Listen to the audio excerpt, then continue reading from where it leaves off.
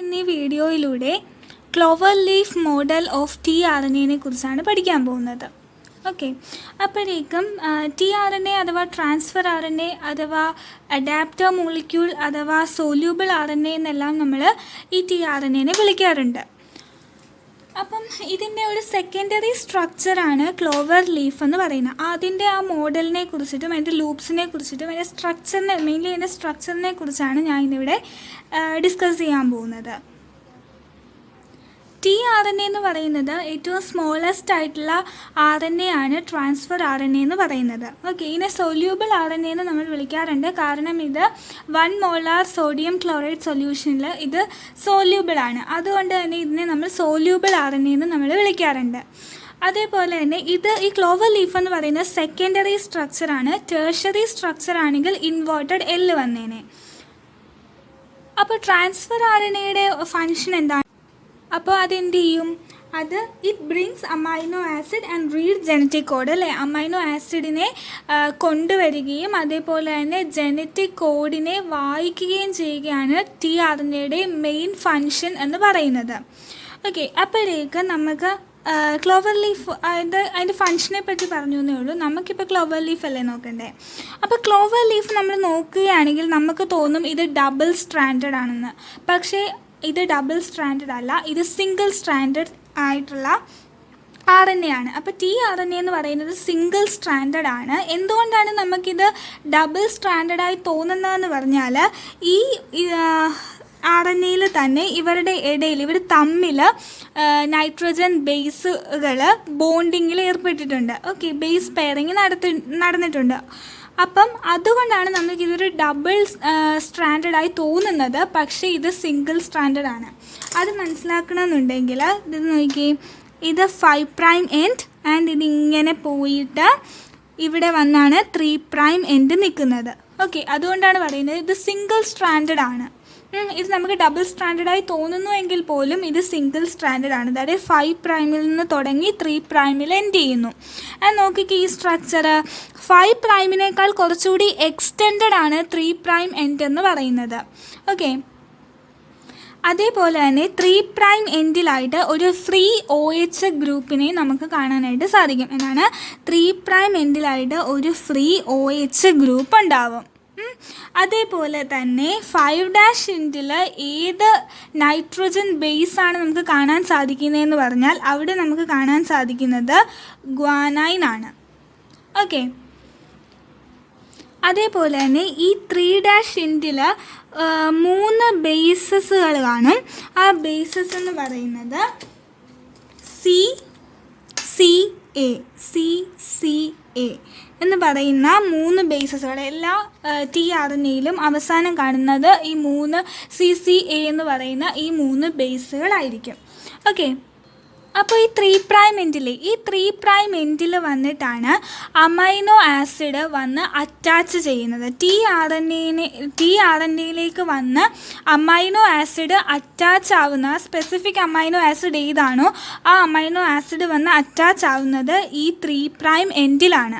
Okay, അപ്പം അത് important ആണ്. അപ്പോൾ this is the site where binding of amino acid takes place. Okay, specific amino acid ഏത് amino acid ആണോ അത് ഇത് വന്ന് ബൈൻഡ് ചെയ്യുന്നത് ഈ 3 പ്രൈം എൻഡിലായിരിക്കും. ഓക്കെ, അതാണ് നമുക്ക് ഈ 3 പ്രൈം എൻഡിനെ കുറിച്ച് പറയാനുള്ളത്. ഇനി നമ്മൾ അറിയേണ്ടത് നമ്മുടെ ഈ ക്ലോവർ ലീഫ് സ്ട്രക്ചറിന് 3 ലൂപ്പുകളാണുള്ളത്. ഓക്കെ, ഇതൊരു ലൂപ്പ് ആൻഡ് ഈ കാണുന്ന ഭാഗമുണ്ടല്ലോ ഇതിനെ നമ്മൾ വിളിക്കും സ്റ്റെം എന്ന് വിളിക്കും. ഓക്കെ, അപ്പോൾ ഈ ബോണ്ടിങ്ങിൽ ഹൈഡ്രജൻ ബോണ്ടിങ് ആയിട്ടുള്ള ബേസ് പെയറിങ് നടക്കുന്ന ഇപ്പോൾ ഈ ഭാഗം ഇതിനെയൊക്കെയാണ് നമ്മൾ എന്തെന്ന് പറയുന്നത്? സ്റ്റെം എന്ന് പറയുന്നത്. ആൻഡ് ഈ മുറിച്ചിരിക്കുന്ന ഭാഗമുണ്ടല്ലോ ഇതിനെയാണ് നമ്മൾ ഈ 3 ഭാഗത്തെയാണ് നമ്മൾ ലൂപ്പ് അഥവാ ആം എന്ന് നമ്മൾ പറയുന്നത്. അപ്പോൾ ഈ ഓരോ ലൂപ്പിനും അതിൻ്റേതായ സ്പെസിഫിക് ആയിട്ടുള്ള ഫങ്ഷൻസ് ഉണ്ട്. ഓക്കെ, അപ്പോൾ നമുക്ക് ഓരോ ലൂപ്പിനെയും പറ്റി പഠിക്കാം. അപ്പം എവിടെയാണ് ഹൈഡ്രജൻ ബോണ്ടിങ് ഇല്ലാത്തത് ആ ഭാഗമാണ് ഇങ്ങനെ ഇങ്ങനെ ലൂപ്പായിട്ട് മാറുന്നത്. ഇച്ചിരി മുറിച്ച് കാണിച്ചിരിക്കുന്നത് കാരണം ഇവിടെയൊക്കെ ബേസ് പെയറിങ് നടന്നിട്ടുണ്ട്. ഇവിടെ ബേസ് പെയറിങ് നടന്നിട്ടില്ല. കാരണം ഈ ബേസ് പെയറിങ് നടക്കാത്തതിൻ്റെ കാര്യം എന്താണെന്ന് ചോദിച്ചാൽ ഇവിടെയൊക്കെ എന്തോ അബ്നോർമൽ ആയിട്ടുള്ള ഒരു ബേസ് ഉണ്ട്. ആ ബേസ് ഉള്ളത് കൊണ്ടാണ് ഇവിടെ എന്ത് നടക്കാത്തത്, ഇവിടെ ഹൈഡ്രജൻ ബോണ്ടിങ് അല്ലെങ്കിൽ ബേസ് പെയറിങ് നടക്കാത്തത്. ബേസ് പെയറിങ് നടക്കണമെന്നുണ്ടെങ്കിൽ അവർ കോംപ്ലിമെൻ്ററി ആയിരിക്കണം അല്ലേ. രണ്ട് ബേസുകൾ കോംപ്ലിമെൻ്ററി ആണെങ്കിലാണ് അവിടെ ബേസ് പെയറിങ് നടക്കുന്നത്. ഇപ്പം അഡിനിൻ ആണെങ്കിൽ അത് എന്തായിട്ടായിരിക്കും, തൈമിനായിട്ടായിരിക്കും ബേസ് ചെയ്യുന്നത്. In the case of DNA അല്ലേ. അതേപോലെ തന്നെ സൈറ്റോസിൻ ആണെങ്കിൽ ഗ്വാനൈനായിട്ട്. അപ്പം കോംപ്ലിമെൻ്ററി ആയിട്ടുള്ള പ്യൂരീൻസ് ആൻഡ് പിരമിഡീൻസ് അവരുടെ ഇടയിലായിരിക്കും ബോണ്ടിങ് ഉണ്ടാകുന്നത്. അപ്പോൾ എന്തെങ്കിലും ഒരു അബ്നോർമൽ ആയിട്ടുള്ള ഒരു ബേസ് അവിടെ ഉണ്ടാവുകയാണെങ്കിൽ അവിടെ എന്തുണ്ടാവില്ല, അവിടെ ഈ ഒരു ബേസ് പെയറിങ് നടക്കില്ല. അപ്പം ഇവിടെ ഈ ഭാഗങ്ങളിൽ, ഈ 3 ഭാഗങ്ങളിൽ എന്തോ ഒരു അബ്നോർമൽ ആയിട്ടുള്ള എന്തോ ഒന്നുള്ളത് കൊണ്ടാണ്, ഒരു ബേസ് ഉള്ളത് കൊണ്ടാണ് ഇവിടെ എന്ത് നടക്കാത്തത്, ഇവിടെ ഹൈഡ്രജൻ ബോണ്ടിങ് അല്ലെങ്കിൽ ബേസ് പെയറിങ് നടക്കാത്തത്. അപ്പം നമുക്കിനി ഈ ലൂപ്പിനെ കുറിച്ച് പഠിക്കാം. ഈ ലൂപ്പിനെ വിളിക്കുന്ന പേരാണ് T-Xy-C ലൂപ്പ്. എന്താണ് ഈ ലൂപ്പിനെ വിളിക്കുന്നത്? T-Xy-C loop. സൈ എന്ന് പറയുന്ന ലെറ്ററാണിത്, അതാണ് അങ്ങനെ പറയുന്നത്. ടി എന്ന് പറഞ്ഞാൽ തയമിനാണ്. സൈ എന്ന് പറയുന്നത് സ്യൂഡോ യുറിഡീനെയാണ് നമ്മൾ സൈ എന്ന ലെറ്റർ കൊണ്ട് യൂസ് ചെയ്യുന്നത്. And C for cytosine. അപ്പം നിങ്ങൾക്കൊരു ഡൗട്ട് വരും, തയമിനോ ഒരു RNAയിൽ എങ്ങനെ തയമിൻ വരും? അതാണ് ഇവിടെ തയമിനുള്ള ഏക സ്ഥലം എന്ന് പറയുന്നത് ഈ tRNAയിൽ തയമിനുള്ള ഏക ലൂപ്പാണ് ഈ ലൂപ്പ് എന്ന് പറയുന്നത്. ഓക്കെ, നമുക്ക് എല്ലാവർക്കും അറിയാം അഡിനിനെ അല്ലെങ്കിൽ തൈമിനെ റീപ്ലേസ് ചെയ്യുന്നത് യുറാസിലാണ് അല്ലെ. അഡിനുമായിട്ട് വന്ന് അറ്റാച്ച് ചെയ്യുന്നത് യുറാസിലാണ് RNAയുടെ കേസിൽ. അപ്പം ഈ tRNAയിൽ പക്ഷേ തൈമിനുണ്ട്. അത് ഏത് സ്ഥലത്താണ്? അത് ഈ ലൂപ്പിലാണ് തൈമിനുള്ളത്. ആൻഡ് നമ്മൾ പറഞ്ഞു എന്തോ ഒരു അബ്നോർമൽ ബേസ് ഉള്ളത് കൊണ്ടാണ് ഇവിടെ എന്ത് നടക്കാത്തത്, ഇവിടെ ഹൈഡ്രജൻ ബോണ്ടിങ് നടക്കാത്തതെന്ന് പറഞ്ഞു. അതേതാണെന്ന് ചോദിച്ചാൽ ഈ സൈ ആണ്. ഈ സൈനെ വിളിക്കുന്ന പേരാണ് സ്യൂഡോ യുറിഡീൻ. ഓക്കെ, ഈ ഒരു നമ്മൾ കേട്ടില്ലാത്ത ഈ ഒരു ബേസ് ഉള്ളത് കൊണ്ടാണ്, ഈ ഒരു സ്യൂഡോ യുറിഡീൻ എന്ന ബേസ് ഉള്ളത് കൊണ്ടാണ് ഇവിടെ എന്ത് നടക്കാതിരുന്നത്, ഹൈഡ്രജൻ ബോണ്ടിങ് അല്ലെങ്കിൽ ബേസ് പെയറിങ് നടക്കാതെ ഇരുന്നത്. ഓക്കെ, അപ്പം ഈ ലൂപ്പിനെയാണ് എന്തെന്ന് പറയുന്നത് T-Xy-C ലൂപ്പ്. സി എന്ന് പറയുന്നത് സൈറ്റോസിനാണ്. ഓക്കെ, ആൻഡ് ലൂപ്പ് എന്ന് പറയുന്നത്. ഈ ലൂപ്പിൻ്റെ സ്പെസിഫിക് ഫങ്ഷൻ എന്ന് പറഞ്ഞാൽ it is the site for the attachment of ribosome.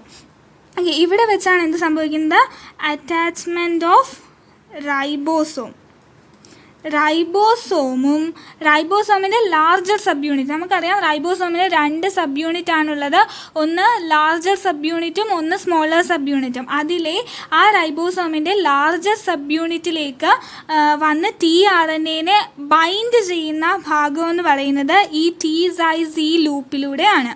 Okay, അപ്പം നമുക്കറിയാം റൈബോസോമിൽ വെച്ചാണ് പ്രോട്ടീൻ സിന്തസിസ് നടക്കുന്നത്. അപ്പം ഈ റൈബോസോമിനെയും tRNAനെയും തമ്മിൽ അടുപ്പിക്കുന്ന അല്ലെങ്കിൽ ബൈൻഡ് ചെയ്യുന്ന ആ ഒരു ഭാഗമാണ് എന്തെന്ന് പറയുന്നത്, ആ ഒരു ലൂപ്പാണ് ഇതെന്ന് പറയുന്നത്. ഓക്കെ, അപ്പോൾ ഇത് വളരെ ഇമ്പോർട്ടൻ്റ് ആണ്. ഇനി നമുക്ക് അടുത്ത ലൂപ്പിലേക്ക് പോവാം. ഓക്കെ, അതാണ് ഈ ലൂപ്പ് എന്ന് പറയുന്നത്. ഓക്കെ, ഈ ലൂപ്പ് എന്ന് പറയുന്നത് ഇതിനെ വിളിക്കുന്ന പേര്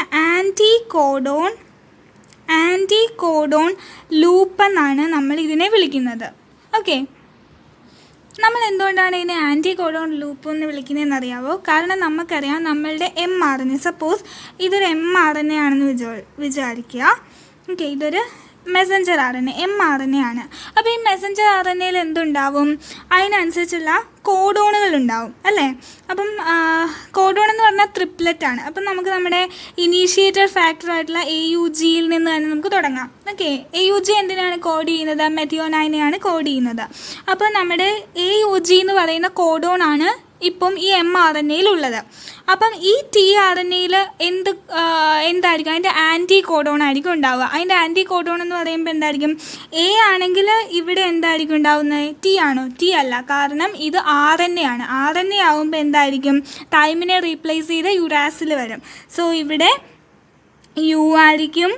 ആൻഡ് യുവിനെ റീപ്ലേസ് ചെയ്ത യു ആയിട്ട് ബൈൻഡ് ചെയ്യുന്ന, റീപ്ലേസ് അല്ല, ബൈൻഡ് ചെയ്യുന്ന ആരായിരിക്കും, അഡിനിനായിരിക്കും. ആൻഡ് GU ആയിട്ട് ബൈൻഡ് ചെയ്യുന്ന ആരായിരിക്കും, C ആയിരിക്കും അല്ലേ. അപ്പോൾ ഇത് mRNA ആണെങ്കിൽ ആ mRNAയിൽ കോഡോണുകൾ ഉണ്ടെങ്കിൽ അതിന് കോംപ്ലിമെൻ്ററി ആയിട്ടുള്ള, അതാണ് ആൻറ്റി കോഡോൺസ് എന്ന് പറയുന്നത്. ആ ആൻറ്റി കോഡോൺ എവിടെ ഉണ്ടാവും? ഈ ആൻറ്റി കോഡോൺ ലൂപ്പിലുണ്ടാവും. അപ്പോൾ ഇതിൻ്റെ ഫങ്ഷൻ എന്താണ്? Attachment of codon of mRNA. അപ്പോൾ എല്ലാ ലൂപ്പും ഒരു അറ്റാച്ച്മെൻ്റ് ആണ്. Okay, of attachment of codon of mRNA. mRNAയിലെ കോഡോണുകളെ അറ്റാച്ച് ചെയ്യുന്ന tRNAയുടെ ഭാഗമാണ് എന്തെന്ന് പറയുന്നത്?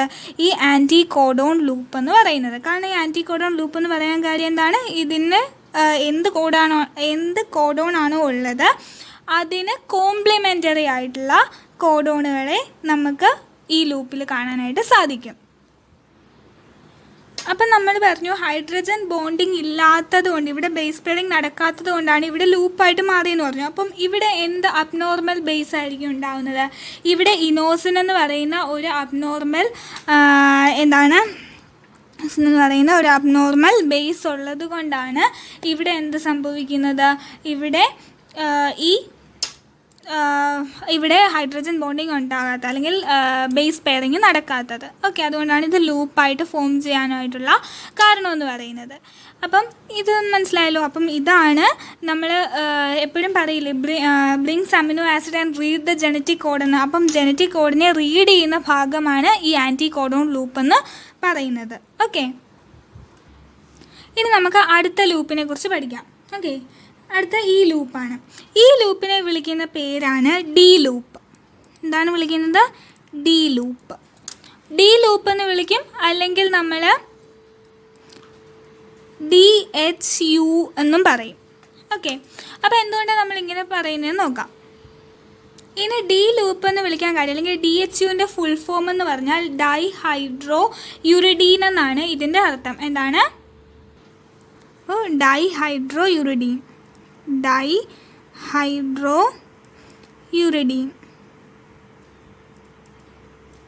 ഓക്കെ, അതുകൊണ്ടാണ് DHU എന്ന് പറയുന്നത്. അപ്പോൾ ഇവിടുത്തെ അബ്നോർമൽ ആയിട്ടുള്ള ബേസ് എന്ന് പറയുന്നത് ഡൈഹൈഡ്രോ യുറിഡീൻ ആണ്. അതുകൊണ്ടാണ് ഇവിടെ എന്ത് സംഭവിക്കാത്തത്? ഇവിടെ ഹൈഡ്രജൻ ബോണ്ടിങ് ഇല്ലാത്തത്. ഓക്കെ, ഇവിടുത്തെ അബ്നോർമൽ ആയിട്ടുള്ള ബേസ് എന്ന് പറയുന്നത് ഇതാണ്, ഡൈഹൈഡ്രോ യുറിഡീൻ ആണ്. ഓക്കെ, അപ്പോൾ ഈ ലൂപ്പിൻ്റെ പ്രത്യേകത എന്ന് പറഞ്ഞാൽ ഇവിടെ വന്നിട്ട്, അപ്പോൾ എല്ലാ ലൂപ്പിനും അതിൻ്റേതായ ഒരു ഫങ്ഷൻ ഉണ്ടെന്ന് പറഞ്ഞല്ലോ. അപ്പോൾ ഈ ലൂപ്പിൻ്റെ പ്രത്യേകത എന്ന് പറഞ്ഞാൽ ഇവിടെ വന്നിട്ടാണ് attachment of amino acyl synthetase takes place. എന്താണ്? Attachment of amino acyl synthetase takes place. അപ്പോൾ അമൈനോ അസൈൽ സിന്തറ്റേസ് എന്താണെന്ന് ചോദിച്ചാൽ അതൊരു എൻസൈമാണെന്ന് പറഞ്ഞല്ലോ. അപ്പം ആ എൻസൈം എന്തിനു വേണ്ടിയുള്ളതാണ്? It is an enzyme specific for combining a particular tRNA to its particular amino acid. Okay, and there are separate synthetase enzyme for each tRNA. അപ്പോൾ പർട്ടിക്കുലർ ആയിട്ടുള്ള ഒരു അമിനോ ആസിഡിനെ അതിൻ്റേതായിട്ടുള്ള tRNAയുമായിട്ട് അറ്റാച്ച് ചെയ്യിക്കുന്നത് ഈ എൻസൈമാണ്. ഈ അമൈനോ അസൈൽ സിന്തറ്റേസ് ആണ് എന്ത് ചെയ്യുന്നത്? ഈ ഒരു സ്പെസിഫിക് ആയിട്ടുള്ള ആൻറ്റി കോഡോണിനെ വായിച്ചിട്ട്, അല്ലെങ്കിൽ ആ ആൻറ്റി കോഡോണിനെ വായിക്കുന്നത് ഈ ഒരു സെഗ്മെൻ്റ് ആണെങ്കിലും അതിനെ റെക്കഗ്നൈസ് ചെയ്തുകൊണ്ട്, മനസ്സിലാക്കിക്കൊണ്ട് അതിന് സ്പെസിഫിക് ആയിട്ടുള്ള അമിനോ ആസിഡ് ഇവിടെ വന്ന് ബൈൻഡ് ചെയ്യാനായിട്ട് സഹായിക്കുന്ന, അല്ലെങ്കിൽ ആ കമ്പൈൻ ചെയ്യാൻ സഹായിക്കുന്ന എൻസൈമാണ് അമിനോ അസൈൽ സിന്തറ്റേസ് എൻസൈം എന്ന് പറയുന്നത്. ഓക്കെ, അപ്പോൾ ആ എൻസൈം വന്ന് ബൈൻഡ് ചെയ്യുന്ന ലൂപ്പാണ് ഈ ലൂപ്പ് എന്ന് പറയുന്നത്. ഓക്കെ, എന്ന് വെച്ചാൽ സ്പെസിഫിക് ആയിട്ടുള്ള അമിനോ ആസിഡ്, ഏത് അമിനോ ആസിഡാണോ ഈ tRNAയുടേത് എങ്കിൽ ആ tRNAയ്ക്ക് അനുയോജ്യമായിട്ടുള്ള സ്പെസിഫിക് അമിനോ ആസിഡിനെ ഈ tRNAയിലേക്ക് വന്ന് ബൈൻഡ് ചെയ്യാൻ സഹായിക്കുന്ന എൻസൈമാണ് അമൈനോ അസൈൽ സിന്തറ്റേസ് എന്ന് പറയുന്നത്. ഓക്കെ, അങ്ങനെ ഓരോ tRNAയ്ക്കും ഓരോ സ്പെസിഫിക് ആയിട്ടുള്ള അമിനോ അസൈൽ സിന്തറ്റേസ് എൻസൈം ഉണ്ടായിരിക്കും. അതേപോലെ തന്നെ നമുക്കറിയാം, നമുക്ക് എത്ര കോഡോണുകളാണുള്ളത്? 64 കോഡോൺസ് ഉണ്ട് അല്ലേ? അതിൽ 61 കോഡോൺ ആണ് പ്രോട്ടീനെ സിന്തസൈസ് ചെയ്യുന്നത്, ആൻഡ് 3 കോഡോണിനെ നമ്മൾ സ്റ്റോപ്പ് കോഡോൺസ് എന്നാണ് വിളിക്കുന്നത് അല്ലേ? അത് ഏതൊക്കെ കോഡോണാണ് നമ്മൾ സ്റ്റോപ്പ് കോഡോൺസ് എന്ന് പറയുന്നത്? നമ്മൾ സ്റ്റോപ്പ് കോഡോൺ എന്ന് പറയുന്നത് UAA, UGA, UAG. ഇതിനെയാണ് നമ്മൾ എന്താന്ന് പറയുന്നത് സ്റ്റോപ്പ് കോഡോൺസ് എന്ന് വിളിക്കുന്നത് അല്ലേ. സ്റ്റോപ്പ് കോഡോൺസ് എന്ന് നമ്മൾ വിളിക്കുന്നത് ഇവരെയാണ്. അപ്പോൾ ഈ സ്റ്റോപ്പ് കോഡോൺസുകൾക്ക് എന്തുണ്ടാവുകയില്ല, ഇവർക്ക് മാത്രം tRNA ഉണ്ടാവില്ല. ബാക്കി എല്ലാവർക്കും എന്തുണ്ടാവും, tRNA ഉണ്ടാവും. അപ്പം ചിലപ്പോൾ ഒരു അമിനോ ആസിഡ്, അപ്പോൾ നമുക്കറിയാം 20 ടൈപ്സ് ഓഫ് അമിനോ ആസിഡ്സ് ആണുള്ളത് അല്ലേ. 20 ടൈപ്സ് ഓഫ് അമൈനോ ആസിഡ്സ് ഉണ്ട്. ആ 20 ടൈപ്സ് ഓഫ് അമൈനോ ആസിഡിന് 61 കോഡോണുകളുണ്ട് അല്ലേ. 61 കോഡോണുകളാണ് 20 ടൈപ്സ് ഓഫ് അമൈനോ ആസിഡ്സുകൾക്ക് ഉള്ളത്. അപ്പോൾ നമുക്കറിയാം ഒരു അമൈനോ ആസിഡിന് തന്നെ ഒന്നിൽ കൂടുതൽ കോഡോണുകളുണ്ട് അല്ലേ. അപ്പോൾ നമ്മൾ മറ്റേ കോഡോണിൻ്റെ ആ ടേബിൾ പഠിക്കുമ്പോൾ നമ്മൾ കാണുന്നതാണ്. അപ്പോഴേക്കും ആ ഓരോ അമിനോ ആസിഡിനെ കൊണ്ട് അറ്റാച്ച് ചെയ്യാനായിട്ടും എന്താണ് tRNA വേണ്ടേ. അതുകൊണ്ട് തന്നെ ചില അമിനോ ആസിഡുകൾക്ക് എന്താണ് 2ൽ കൂടുതൽ 2 തൊട്ട് 6 വരെ എന്തുണ്ടാവും, tRNAകളുണ്ടാവും. അല്ലാതെ ചില അമിനോ ആസിഡ്സുകൾക്ക് ഒരു tRNA മാത്രമുള്ളതും ഉണ്ട്. ക്ലോവർ ലീഫ് മോഡലിൻ്റെ ഓരോ ഭാഗവും വളരെ ഇമ്പോർട്ടൻ്റ് ആണ്. ഓക്കെ, കണ്ടോ ഇവിടെ ഈ 3' എൻഡിലാണെങ്കിൽ എന്താണ്, ഈ 3' എൻഡിലാണ് എന്ത് സംഭവിക്കുന്നത്, binding of specific amino acid takes place. And അതുപോലെ തന്നെ ഇവിടെയാണെങ്കിലോ ഈ ലൂപ്പ് TZIC ലൂപ്പിലാണെങ്കിലോ അവിടെയാണ് attachment of ribosome takes place. Which subunit, larger subunit. Okay, and ഇവിടെയാണെങ്കിലോ ഈ ആൻറ്റി കോഡോൺ ലൂപ്പിലാണെങ്കിലോ ഇവിടെയാണ് attachment of codon of the mRNA takes place.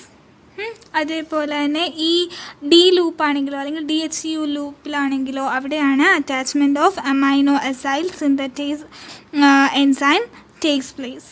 Okay, അപ്പോഴേക്കും ഓരോന്നിനും ഓരോതായിട്ടുള്ള സ്പെസിഫിക് ആയിട്ടുള്ള ഫങ്ഷൻ ഉണ്ട്. ഓരോ ലൂപ്പിനാണെങ്കിലും ഓരോ ഭാഗത്തിനാണെങ്കിലും ഉണ്ട്. അപ്പോൾ നമ്മുടെ ടെസ്റ്റിൽ നമ്മുടെ tRNA കുറിച്ച് പറയുന്ന ഭാഗത്തുള്ളൊരു ലൈനുണ്ട്. ആ ലൈൻ ഇതാണ്. One hand it read the code and on the other hand would bind to specific amino acid എന്ന്. ഒരു ഹാൻഡിൽ അതെന്ത് സംഭവിക്കും, അവിടെ റീഡ് ചെയ്യും, കോഡ് റീഡ് ചെയ്യും. mRNAയിലുള്ള കോഡ് ഏതാണോ ആ കോഡിനെ റീഡ് ചെയ്യും. ആൻഡ് ദി അതർ ഹാൻഡ്, അതിൻ്റെ അതർ ഹാൻഡിൽ എന്ത് ചെയ്യും, ഒരു സ്പെസിഫിക് അമൈനോ ആസിഡുമായിട്ട് ബൈൻഡ് ചെയ്യും. ഇപ്പോൾ ഇവിടെ AUG എന്ന് പറയുന്നത് ഏതാണ്, മെഥിയോനൈൻ ആണ് അല്ലേ. അപ്പോൾ മെഥിയോനൈൻ ഇവിടെ വന്ന് ആ ഒരു സ്പെസിഫിക് അമൈനോ ആസിഡ് ഇവിടെ വന്ന് എന്ത് ചെയ്യും, ബൈൻഡ് ചെയ്യും. ഓക്കെ, അപ്പം അതാണ് ഇവിടെ സംഭവിക്കുന്നത്. അപ്പോൾ ഇത്രയും സിമ്പിളാണ് നമ്മുടെ ക്ലോവർ ലീഫ് സ്ട്രക്ചർ എന്ന് പറയുന്നത്. ആൻഡ് ഇത് മനസ്സിലായിട്ടുണ്ടെങ്കിൽ ലൈക്ക് ചെയ്യുക, സബ്സ്ക്രൈബ് ചെയ്യുക ആൻഡ് ഷെയർ ചെയ്യുക.